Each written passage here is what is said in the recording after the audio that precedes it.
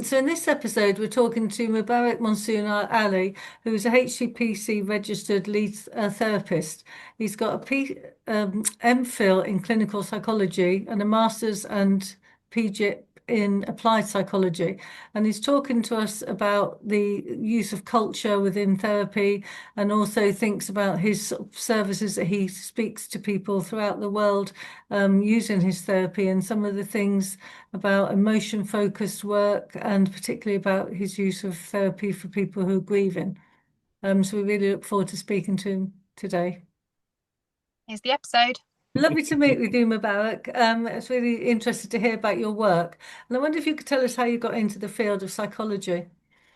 Thank you so much for inviting me. It's an amazing experience to obviously step into this world. But surprisingly, probably if people know me and click because of my name, so probably they won't know that I actually switched my field in mid you can say in my 30s. So I used to work in media industry, and not just that, because I am a trained theater artist, educated and trained theater artist. I did TV and drama for a decade.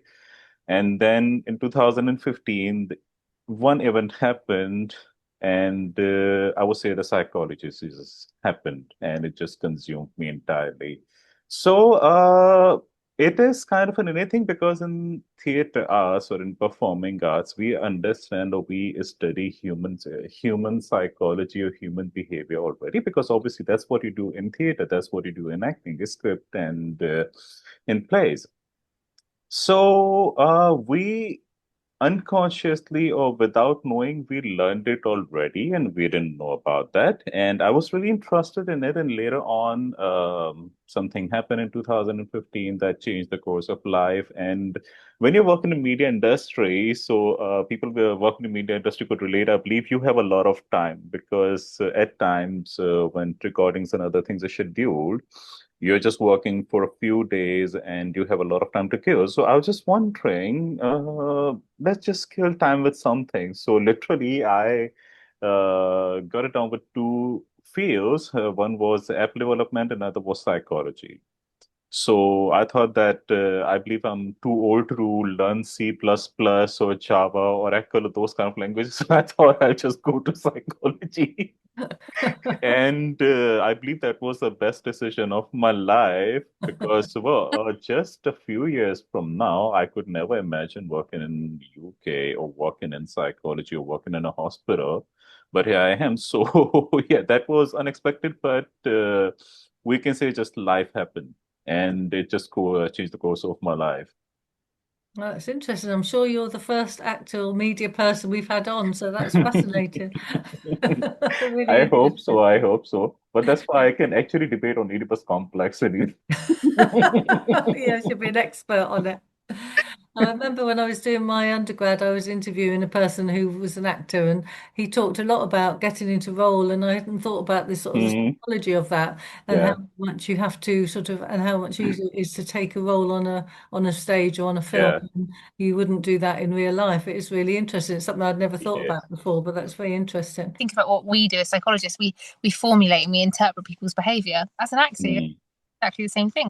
Exactly, exactly. And not just that, but you get to live a lot of conditions and illnesses as well when you are doing the play. Yeah. Personality disorders, trauma, depression, Mm. anxiety, panic, dissociation, amnesia. You can play such a lot of a long list of characters, Mm. a long list of conditions, and literally, people say about in my private practice and other practice, people actually tell me that I sometimes touch them with my content or with my treatment or other things. And I would say that probably because in a way, I lived it. I stepped into those characters. Well, honestly speaking, we performed Oedipus complex. It's not like Jesus study. We literally performed Oedipus complex twice in our studies. So this is just one example. Oedipus complex, Shakespeare, Christopher Marlowe, and there is a long list of plays and long list of character. Hamlet, Mm. one of the best one, Hamlet, Macbeth, and there's a long list of characters and long list of plays. So when you're doing that, you are stepping into that mindset. You're stepping into that behavior, that cause and effect, Mm. and you learn a lot about it. So it's just that it helps a lot, which we actually don't understand, and this is where drama therapy steps in as well. Drama therapy, I believe, has amazing potential, Mm. but it is actually misunderstood in the field because it's just like feels like you're just doing play or drama, but actually it's not like that. But yeah, that's actually a fascinating field. And what are the sort of the main settings you've worked in as a psychologist? Yeah, main setting is hospital inpatient, and apart from that, I have worked in OPD and outpatient setting as well. So, other than my training and internship and clinical placements during my studies, I used to work for this organization, and during COVID, it was an inpatient organization, but during COVID, obviously everything changed. The world changed. I would say the world reshaped. So during that, we started getting online because that was the only source of business, and obviously people needed that as well, especially the people who are living in cities or in urban lifestyle. They needed more, and we had to provide them something. So I created that whole structure for the company, and we went online. And with that, I started to have my global reach. And during that phase, I remember keep on laughing about it that I used to work in multiple time zone, at times more than like 8 or 9 time zones throughout Mm. the day. Wow. Yeah, that was like I think except for Africa and Antarctica, no, Antarctica, I worked in all the different time zones Wow, because obviously incredible. client was approached from all over the world. Mm. Yeah. So apart from that, mostly I worked in uh, acute and rehab setting. But yeah, obviously I have a lot of experience of forensic as well and other disorders as well.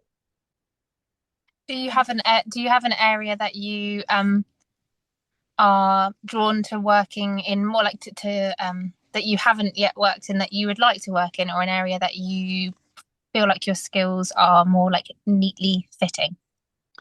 I think it's in trauma. Mm. Uh, in trauma, but in my work setting, obviously we usually don't come across any specialized setting because I think we have these kind of a special ward or special workplace like in NHS, but not in other places. So yeah, there's this one thing that I would love to work on in trauma. I believe that I understand it more, and I believe I can work better there because obviously I have some personal experiences. And I would say trauma actually started everything and actually drawn me to a psychologist. It wasn't mine, but someone else's, and I was helping them. Mm. So this is actually started everything for me. So I think trauma is actually not just PTSD, but other kind of trauma as well, because trauma, obviously, we have to obviously take care of the DSM, ICD, and other regulations, but there are a lot of other similar conditions as well, which need to be addressed because in today's world, trauma is often overlapped, misunderstood, and overused word, oversimplified word.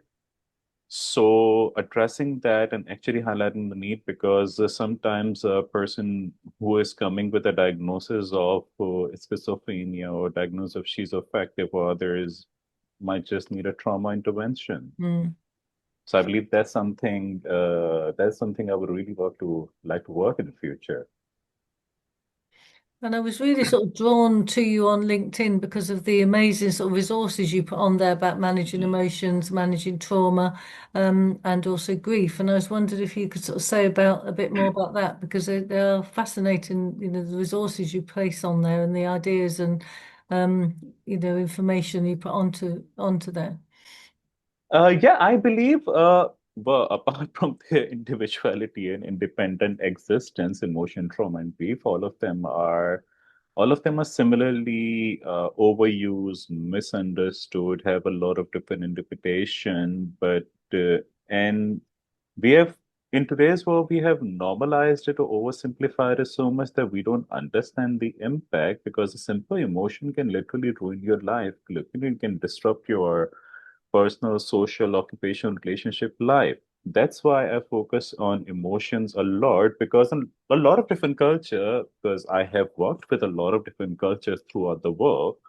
One thing is, yes, everyone have a different interpretation, but I have actually observed that a lot of cultures, a majority of the people that I've worked with, have actually grown up in a culture of suppression or avoidance or suppression, or just minimizing or just ignoring emotions or just trying to fight emotions. During COVID, obviously I was providing trainings and other training and workshops as well. So I established a training called Emotions Are Us, because well, emotions are us. Because it comes from us, it is born within us, and it is processed within us. So when we started understanding emotions and regulating emotions and having a better understanding of what I'm going through, you can have a better life. So you can obviously improve your well-being. This actually goes into all the facets of life, and much into trauma and grief, because we don't understand what is going on with me. We just try to either hide it, if you're working professional or the profession as well, because obviously we have to maintain this image in the society, and not everyone would understand. So obviously it's better to just put on a mask. It's just better. So people either just hide it or avoid it or just try to suppress it, or just alternate with something such as maladaptive coping strategies or something else, so maladaptive behaviors or maladaptive habits, which actually exacerbate the situation. And it's just like keeping on bottling up, and one day either bottle will just gonna burst or it'll just gonna spill over. So that's why I focus a lot on that, because to understand trauma or to actually work on trauma or grief, it's very important to understand your emotions, what state you are actually going through. And not just that, but from other facets as well, emotions have a very deep impact on an individual. We used to study in our academics that in Asian culture, these emotions have a physiological impact, and in Western culture, it has a psychological impact, more of a psychological. But during COVID and after COVID and working here as well, I believe that it's mixture of hair, mixture of both hair as well, because I have worked with a lot of patients, and not just patients, but staff member others as well, who have deeply affected, physiologically affected because of emotional issues or overwhelming emotions. And IBS is, I believe, I would say one of the most common.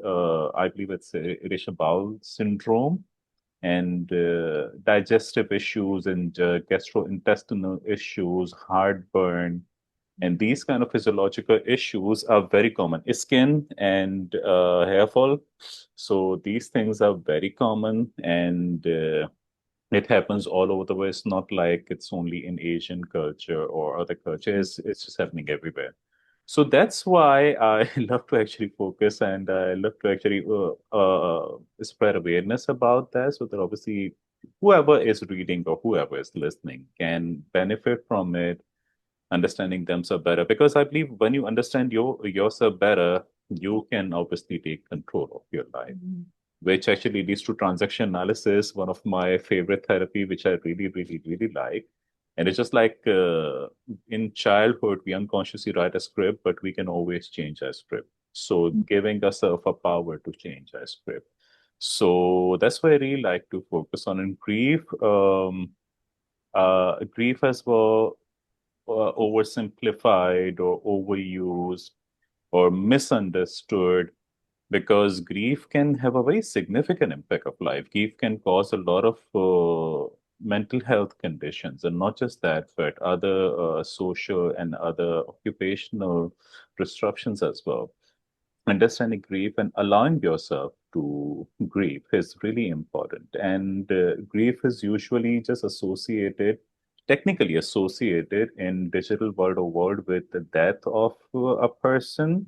But grief can be, just this morning, I was discussing with someone about unspoken grief.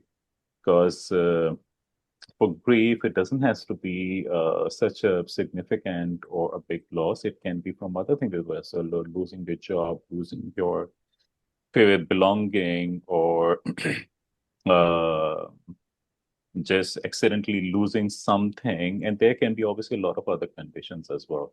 So I believe in this for today's world, because we are going through so many changes, so many rapid changes in terms of our work, in terms of our life.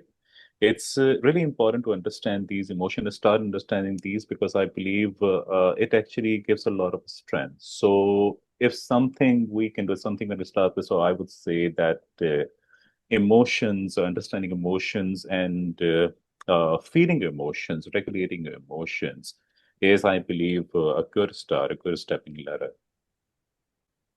Oh, I really love that, and I think in my line of work, I think that would be. Oh, I mean, I say in my line of work, I think in any line of work, that's just it's Mhm. like necessary, isn't it? And Yeah. as you were talking about the places in the world, all these different time zones and world zones that you've worked in, whether you've noticed any pattern across different cultures around how people experience grief. Two main cultures that I have worked in, collectivist culture and individualistic culture, and obviously biculturalism, but obviously that's really that's not really into much into it, so it didn't work much into it. So in collectivist culture, grief is celebrated in one way or another, either as a mourning period or in some kind of ceremony or festival. So it allows to express grief, to, I would say, not a celebrate, because obviously celebration is associated to something happy, but it was like it's those cultures allow to grieve, right, with ceremonies or with mourning period, or with other kind of religious or cultural customs that they have. In individualistic culture, as far as I have noticed, that there is no such customs or no such, I would say, social norms. And that is why people usually don't know how to actually regulate or how to actually grieve. Because if I take another example, obviously, because it's usually associated with that, there are ceremonies of bureau and a lot of other things, obviously in individualistic culture as well, but people are not really much into it together, into a social fabric. And that's why people are using much of an individual life than a collectivist life. And when you are living a collectivist life, where there's a lot of other examples, a lot of people to help you to process or to understand that grief, or to actually regulate that grief. So it really helps as compared to individualistic culture, because usually you don't have anyone around you, even if they are just far away from you. Yes, you can always connect from phone, but I personally feel like technology has actually created distance rather than bringing us closer, because we think that everything can be just on phone, but human connection and being there with someone, I believe, makes a lot of difference. And that's why I'm never afraid of AI in my field, because I believe that human factor can never be replaced. That's what I personally believe.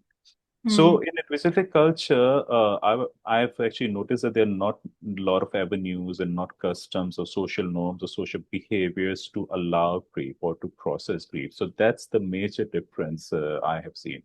And that's why grief usually in individualistic culture such as Western culture or or in developed countries usually manifests in physiological symptoms, or other can be illnesses or the symptoms that I just mentioned a while ago, or it can over the time it can take a shape of disorder or illness such as depression usually, or depression, anxiety, or other. And in collectivist culture, it usually won't happen because there are a lot of avenues to regulate. So uh, it really doesn't bother that much into loss, grief of loss. So that's the differences that I have seen in both cultures. And I work in a prison which is for foreign national prisoners. So, lots of people with lots of different cultures. And, they'll often talk about how in their country, mental health, for instance, isn't seen as a problem. They wouldn't go and talk to somebody about having Yeah. problems with their mental health. So, how have you sort of encountered that working as you are across so many different cultures?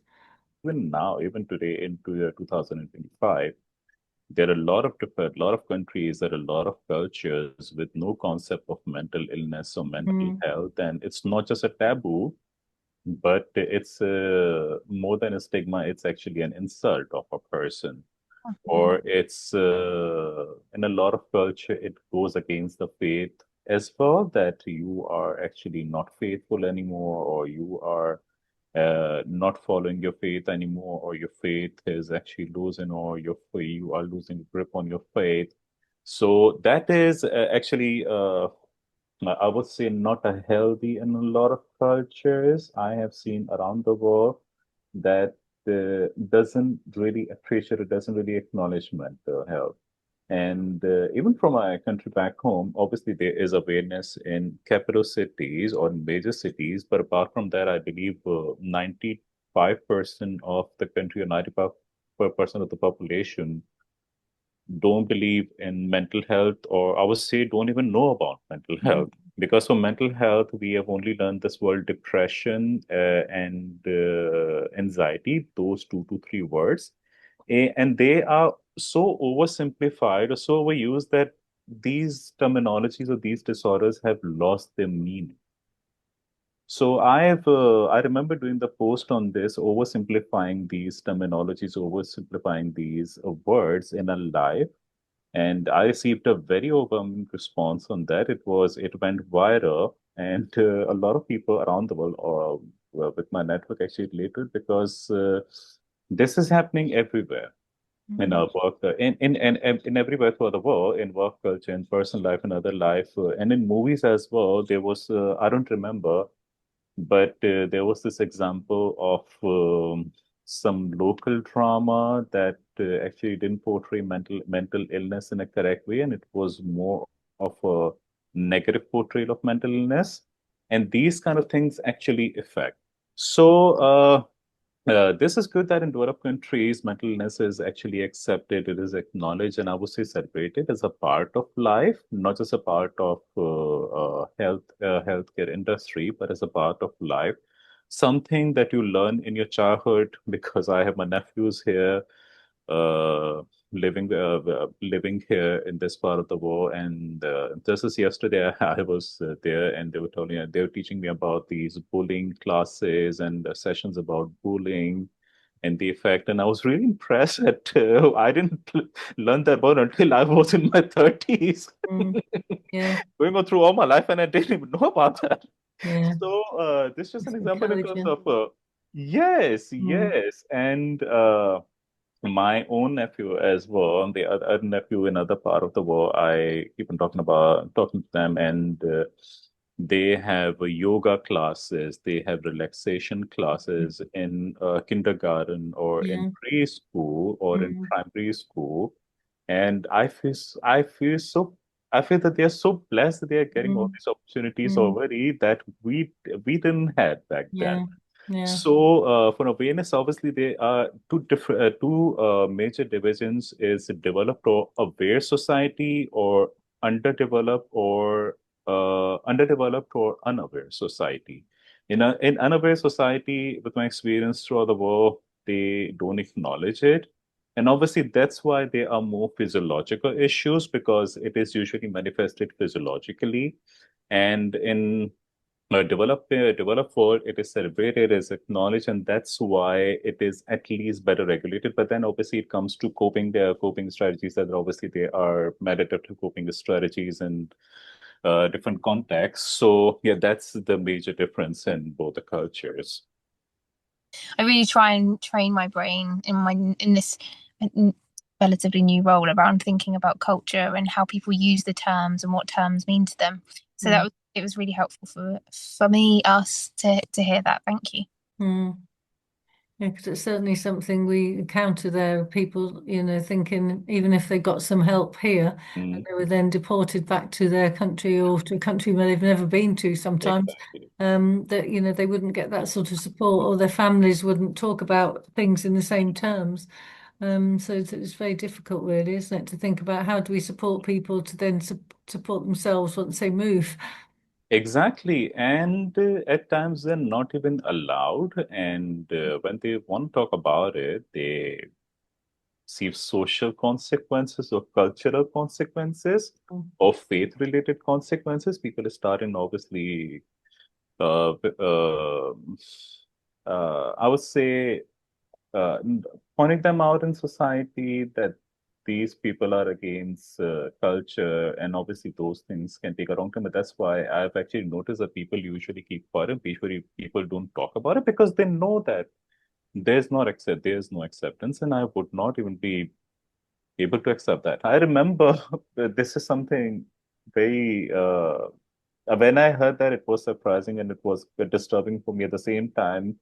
There was this one other person that I was working with. She was studying psychology. She was studying psychology, right? And she needed help with herself. And she wanted to see a therapist, and she talked to her parents about the therapist, and they literally shut her down that you don't need it. And I was actually surprised that you are studying psychology, and if you are not allowed, because obviously Mm, not for financial reason, but because they believe that she doesn't need it, or mm, obviously the stigma or other kind of factors. And that was actually very surprising, disturbing for me that if it's happening for a family or in a culture or in a household where someone is studying a psychology, then how difficult or how impossible it would be for other household with no such knowledge or no such acceptance. mm. So where do you think those sort of feelings go in the cultures? How does that manifest, do you think? That's why I focus a lot of emotion, trauma, and grief. Mm, mm, They just keep on transforming in our system, in our body, or in our psychological system from one phase to another. It take one form in another form, and it just always try to find a way to process itself. It's just like it's aggression. So aggression always find a way to express itself to make sure that the person is accepting my existence, and it always takes one form or another. That's why a person becomes aggressive or more aggressive, or they act out more aggressively because they don't know about it. They are holding it in. They are unable to talk about it. They are not allowed to talk about it. Well, and but obviously emotion will express itself. So obviously they take a different form, and usually it takes a lot of psychological and physiological issues, either traumatizing your own self. Or, obviously, self trauma is another thing that I love to study about and I love to address in future because I'm just trying to study more about it. Or they take it on another, they just displace it or project it on others, or they use maladaptive coping strategies to suppress it or to just ignore it or to just quiet down those voices, just silence those voices. And this is where the maladaptive coping strategies come in terms of drugs, or in terms of other rash behavior, or just since there's a spendings or a risky behavior, or just something to avoid or to escape that feeling. Yeah, that's why I focus so much more on emotions, because one piece, obviously, we would need someone to understand and to obviously help us understand, to listen to us. But at the same time, I believe we can do a lot with ourselves as well in terms of self-care. So when we start doing that, at least we allow ourselves to regulate, because there are a lot of healthy ways to regulate those emotions as well, and we just need to learn those ways. And I believe that. that makes a real impact in my life. And that's why I just try to create these kind of posts, even if it is just a one paragraph. Often my posts are just one words or one line, because I believe that anything can make an impact and anything can make a difference. You just need to tap, you just need to pass that threshold or that wall of ice to break it. So I just try that anything that works, uh, so I just try to put that on whatever works. Did you think in some cultures it's more socially acceptable then to show grief but not other emotions? Yes, exactly, exactly, exactly. Such as I would say that the Asian culture, and a lot of other culture as well, because I'm from Asian culture, grief is accepted, grief is celebrated, and if you're not grieving, then obviously you are in trouble. So that's actually inverse as well. That if you're grieving, obviously everyone is accept you that they are actually feeling it. But if you're not grieving for any personal reason and any interpersonal reason, often people don't cry. Then obviously people were gonna point that out, or were gonna stigmatize them, or were gonna keep talking about them that probably he didn't feel it, or he was not close, or she was not close, or they don't feel it, they don't mean it, Mm. as compared to uh, the Western or developed society where it is accepted, or when you're grieving, or people will support you, majority as far as I've seen, regardless of whatever form. Uh, uh, a crying form or not crying form, I would say, whatever way you are expressing, you will be accepted as compared to a lot of different cultures. When if you're not expressing grief, then obviously you will not be accepted, or people wouldn't gonna like it, or culture wouldn't gonna like it, or society wouldn't gonna like it. There are a lot of such cultures. My culture where grief is accepted, grief is celebrated, grief is acknowledged, but not other emotions such as aggression.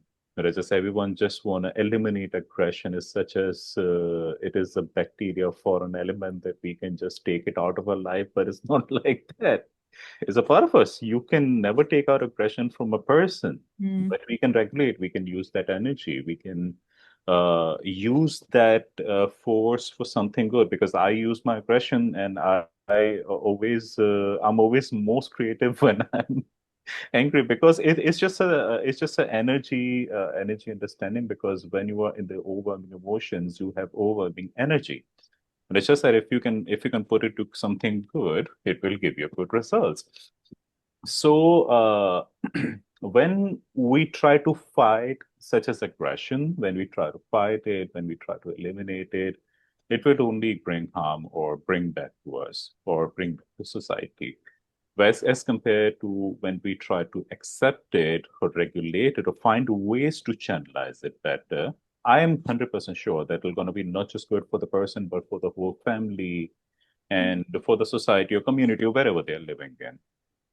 I've never heard aggression be described as a bacteria before. I think Yeah, it's yeah. There's a bacteria for an element, or there are a lot of different words as well. It's just like you're just under influence of something, or you're influence of drug, or things like that, or aggression is like a bad thing, or just like a yucky thing. Yuck, aggression. Yeah, it's like no, it's not like that. It's just part of you. You have to accept it.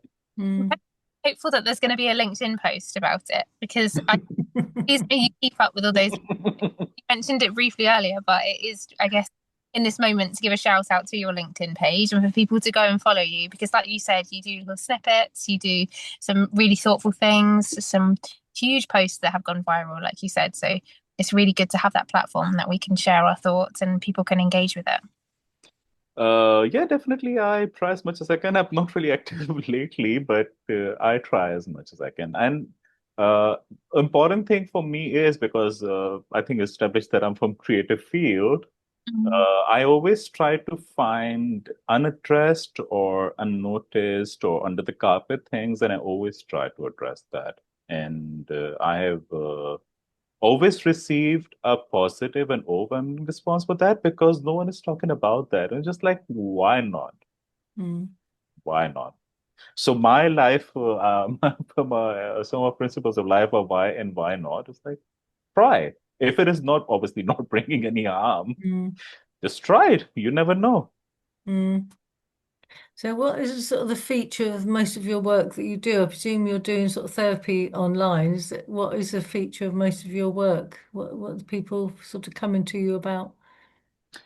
So for the inpatient setting, definitely that's a dedicated ward, a dedicated setting. But other than that, usually people don't come with mental illnesses, but other issues, such as if I remember, majority of my private work, I believe 80% or 90% patient would be social adjustment or emotional or other issues, but not with mental illnesses. Mm, Or even if they are, it's not the concern because they are not concerned about that. Even in my current clientele, very limited because I'm establishing at the moment and I will launch it soon. Uh, not even, I don't even a single one with mental illness, but everyone is either with social issues or adjustment issues or emotional issues or trauma or interpersonal relations or communication based relations. And yeah, that's actually coping. And yeah, these are actually the major issues that people come with. Yeah, and and the important thing again that I really see people coming to me with mental illness, but rather than other issues, not with that. I was talking to a colleague recently about this issue of people who have got, for instance, schizophrenia, and how often they've had a very traumatic past, just as people in Mhm. prison who've committed offences have a very traumatic past.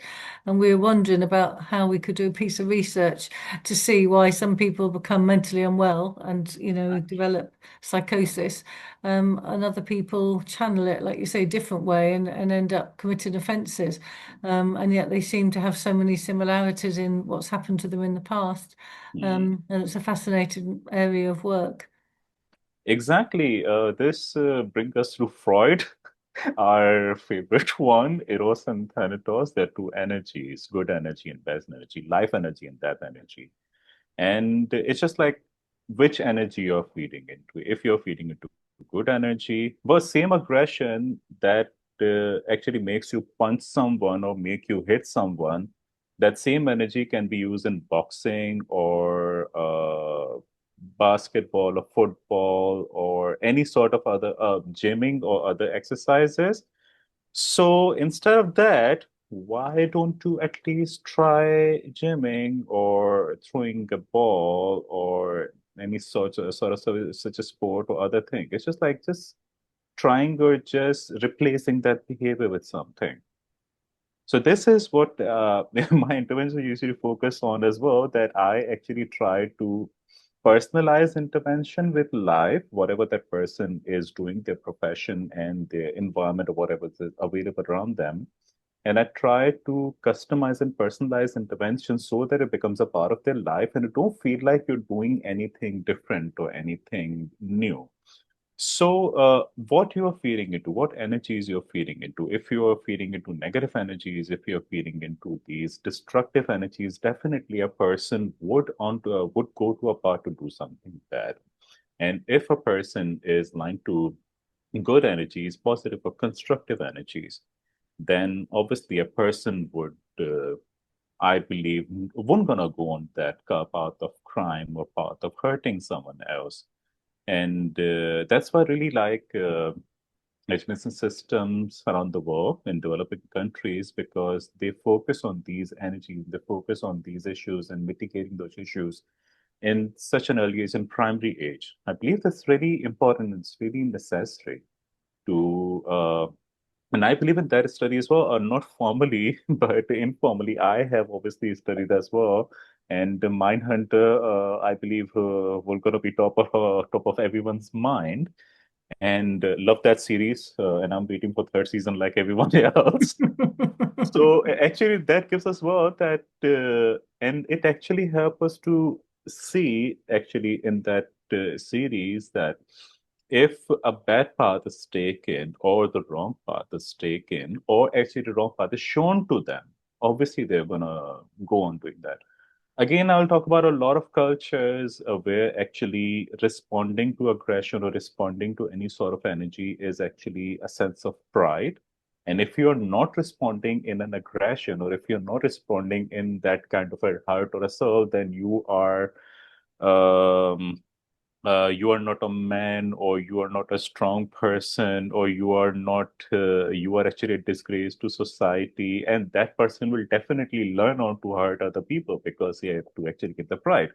Not just that, but again, it's a cultural thing. So I won't gonna get into it, but I believe last week or last week there has been an incident where two people loved each other, they married, and their family members called them just as a truce that we accept your marriage now, and we want to patch up things. And they both were actually publicly executed. And it is their culture. Mhm. And the mother of victim, I believe I saw that interview today, the clip of the interviews today, she justified it that it's a part of the culture. So definitely a child who is living in that culture after 10 years, he will gonna be doing that. Mhm. 100%. So it's about that's why I focus a lot of on surroundings, a culture, a community, or society. And this is where individualistic culture or biculturalism have their own pros and cons. In some, obviously, one is good, in some, and in some other is good. And that's why I love that biculturalism, so that obviously you can take good of both of them. And the same culture, if they're teaching good thing to children in terms of acceptance or in terms of diversity, then or pluralism, definitely that culture or that society will flourish, that society will prosper. But in other cases, unfortunately, people will go onto that bad part.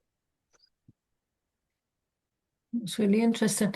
And does spirituality come into it a lot? Because Emily and I were talking in supervision yesterday about EMDR and how people from different cultures might view working with somebody who's died, and you know how they view what happens after death.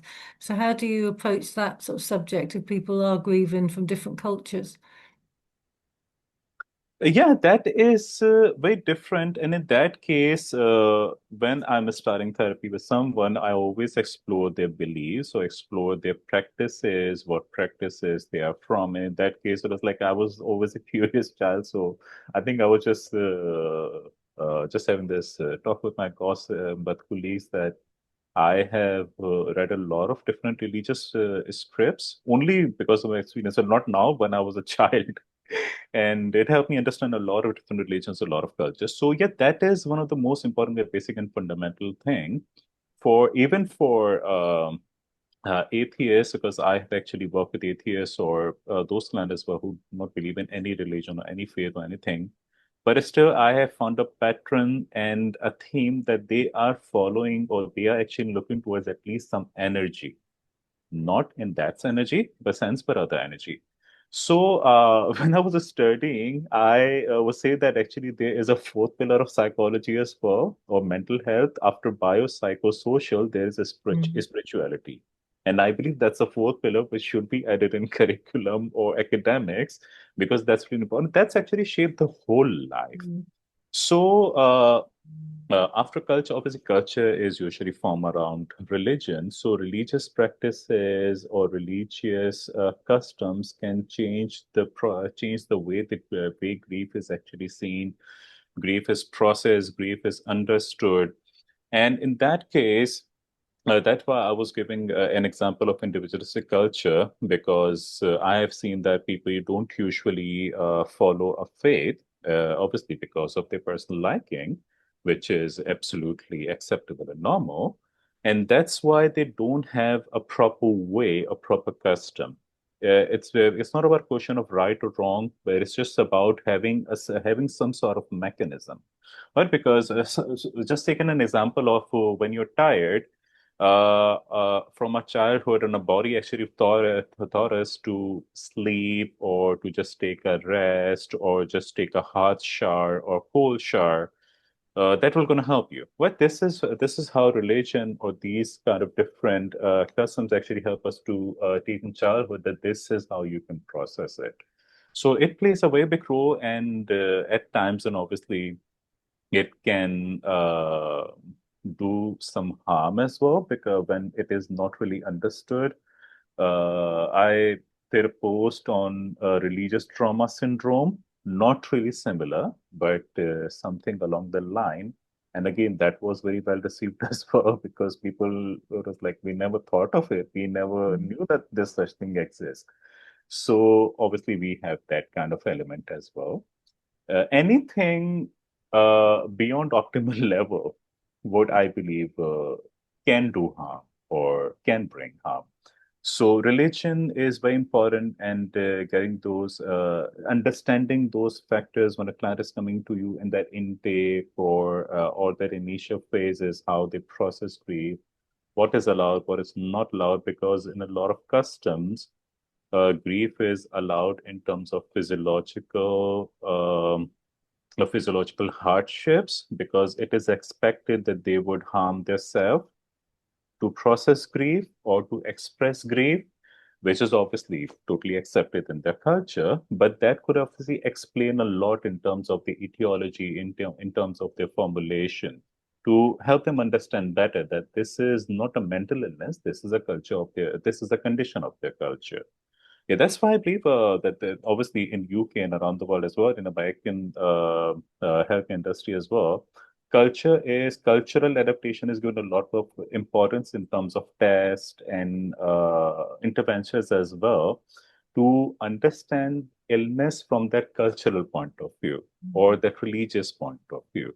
So I believe when I moved to UK, I started seeing PhDs in Christian psychology. And that was something very fascinating, something really interesting for me because I never thought of it. And I saw that a lot of universities in UK and especially in America are offering PhD in Christian psychology. And that was something really interesting for me. I obviously couldn't get into it, but it's just an example. Obviously, I believe UK in which NHS I don't specifically I don't specifically remember, but they have created an Islamic CBT or something along the term. I don't remember the exact term, but they have created and they have tested and they have found good results. So these kind of adaptations can really obviously helps in bringing their spiritual element for those who follows. Obviously, for those who follows, I believe that's one of the major interventions. That's actually major factor that can help in understanding and treating that etiology. So where are you sort of going now? Obviously, you've just got this new role, and you're working internationally. What's in your future? What can we look forward to from you? First is lot of interesting posts, like always. I'll always come up with interesting post, and I'm back in London, physically where I'm based at the moment. And I don't have time at the moment because obviously I'm working on my own venture and I'm working with logistics and legal matters at the moment to register it. And because I'm from performing arts, I'm from creative field, so I am going to get into experimentations and just figuring out new sort of interventions. So, for an example, one of them that I actually want to work on is processing grief or processing trauma, understanding emotions with art and poetry, especially with poetry, because in poetry, a lot of culture it connects us and a lot of culture, I believe every culture in the world have acceptance to it. Mm. And again, on that note as well, I did some of the poetic post on mental health or the issues that I address, and again that was very well received, and that is very difficult, so I do it less often. I But always really admire people that can write poetry. Yes. So, well, I was always a curious and experimental child and an individual as well. So, other than my job and other than my private practice, from private practice, I was soon obviously launching my venture to officially take clients. And apart from that, I'm into experimentation to merge art, poetry, and mental health, and just trying to see how other interventions could work. Because just as mental health reforms, not to bore listeners with it, but one of the major reasons of reforms is that it is so old and so obsolete that it doesn't represent 2020. Post-COVID world is so different. The mindset and mentality and a lifestyle is so different that I literally feel that pre-COVID was prehistoric and now Mm. in this modern civilization. So from that aspect, interventions should be obviously new interventions should be tested, new interventions should be developed as compared to the acceptance of society or culture of what is going on there. And I believe a lot of other field have a lot of other potentials, especially in terms of trauma therapy or art therapy. I believe it has a major potential because it connects individual on an instant level. Even if mental illness or treatment or therapy is not accepted, but arts, I believe, is accepted in every culture in one form or another. Mm. So why don't we use it? Mm. Again, why not?